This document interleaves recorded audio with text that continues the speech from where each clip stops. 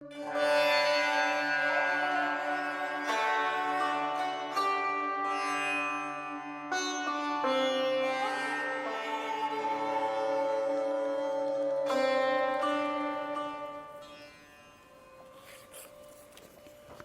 morning, everyone.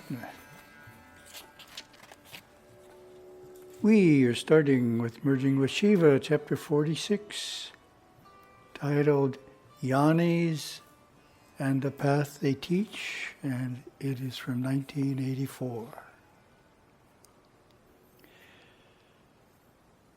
Lesson 316, the Holy Path to Shiva's Feet.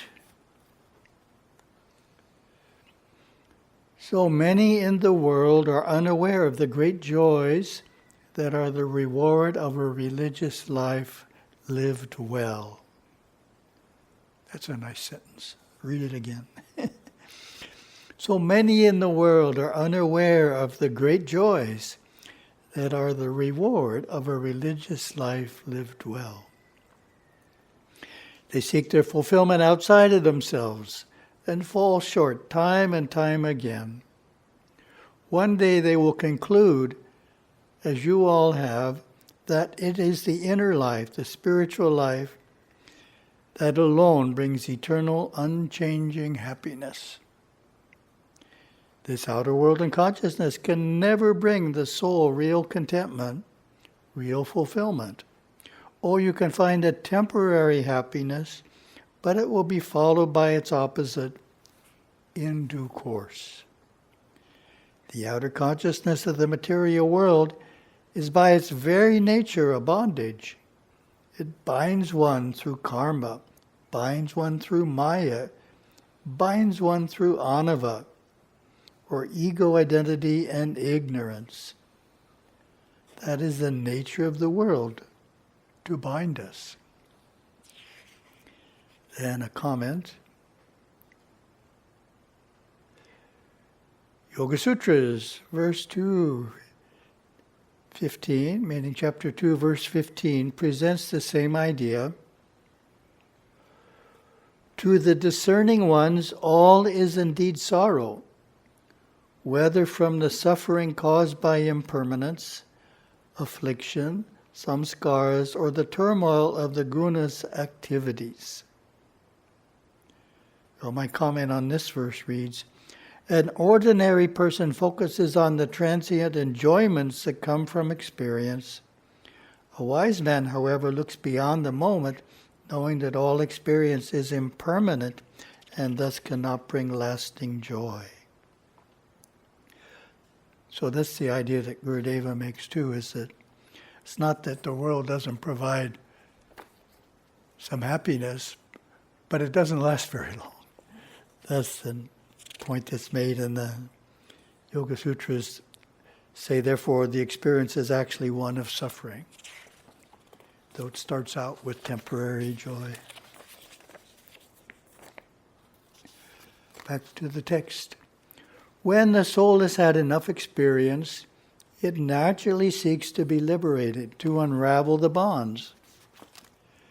That begins the most wonderful process in the world as the seeker steps for the first time onto the spiritual path. Of course, the whole time, through all those births and lives and deaths, the soul was undergoing a spiritual evolution, but unconsciously. Interesting point. The soul has always been undergoing a spiritual evolution, but initially it's an unconscious one. We don't realize it's happening. Now it seeks to know God consciously. That is the difference. It's a big difference. And Yoga Sutra Commentary, chapter 2, verse 18, states the same idea as follows. The perceivable world, characterized by illumination, activity, and inertia, the three gunas, consisting of the elements and the senses, exists to provide both experience and liberation. In other words, the experiences we have in the world prior to consciously pursuing spiritual unfoldment are needed to cause us to finally pursue unfoldment. So purpose of the world is twofold, experience and liberation. The text. By this conscious process of purification, of inner striving, of refining and maturing, the karmas come more swiftly. Evolution speeds up and things can and usually do get more intense. Don't worry though, that is natural and necessary. That intensity is the way the mind experiences the added cosmic energies that begin to flow through the nervous system. So here's the soul seeking intentionally to know, who am I?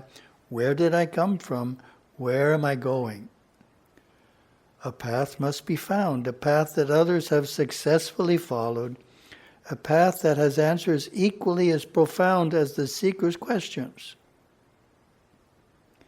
Savite Hinduism, we have such a path. It is called the Saivaneri, the path of Shiva.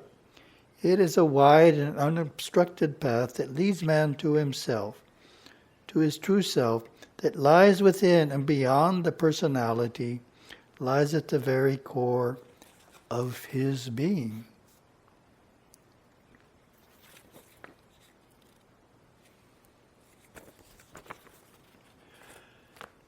I want to speak a little about the inner path today. You all know that it is a mystical path full of mystery. You cannot learn much of it from books. Then where to look? Look to the Holy Scriptures where the straight path to God is described by our saints. Look to the great masters, the Siddhas, or perfected ones. Look to the Satgurus who have themselves met and overcome the challenges that still lie ahead for you. Look to them and ask them to help you to look within yourself.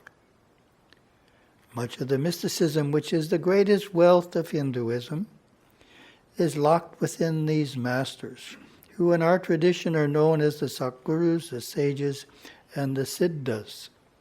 There's much to say on this. As Yogaswami told us, the subject is vast and the time is short.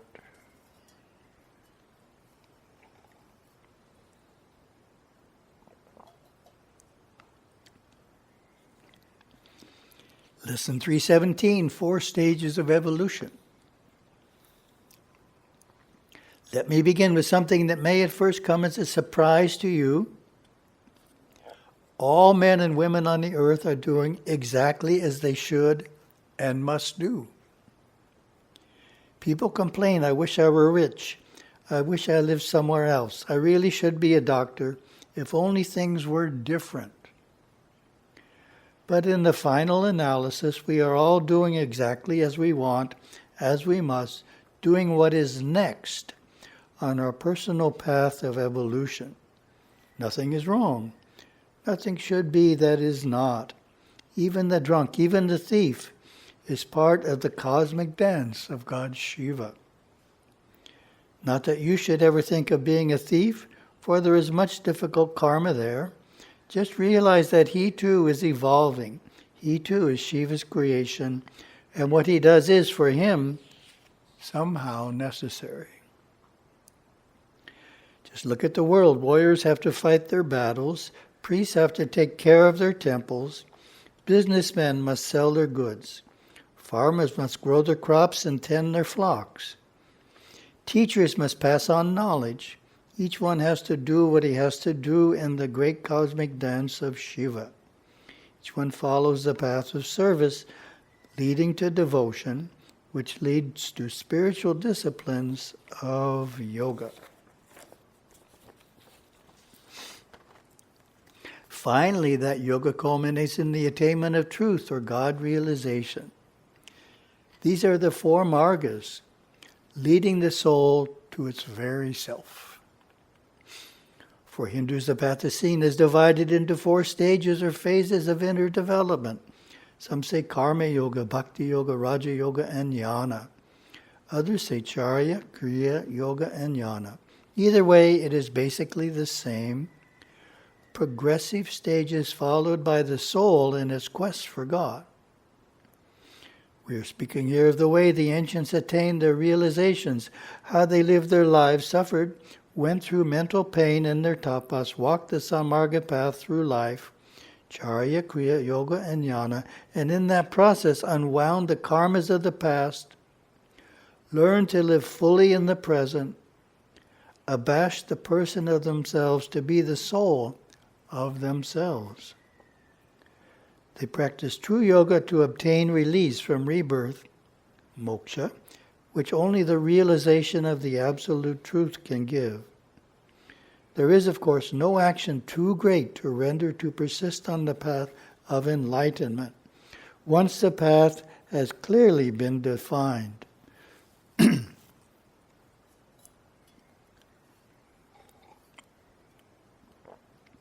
So, commentary. There's a very useful term that is an alternate name for Saiva Siddhanta, Tamil word, Nalupada. It literally means Saivism of 4 stages. Nalu, 4, Pada, stage, Saivam, Saivism. The concept of Nalupada Saivam directs our attention to the practices of Saiva Siddhanta, which of course are the 4 padas of Charya, Kriya, Yoga, and Jnana. University of Madras Tamil Lexicon defines Nalupada Saivam as the doctrine that the initiate should pass successively through Charya, Kriya, Yoga, and Jnana stages and then obtain moksha. Isn't that a terse statement of our philosophy? Very nicely done. And it even says initiate, brings in the idea of initiation. So Nalupada Saivam really captures it in a very clear way. Thank you very much. Wonderful day.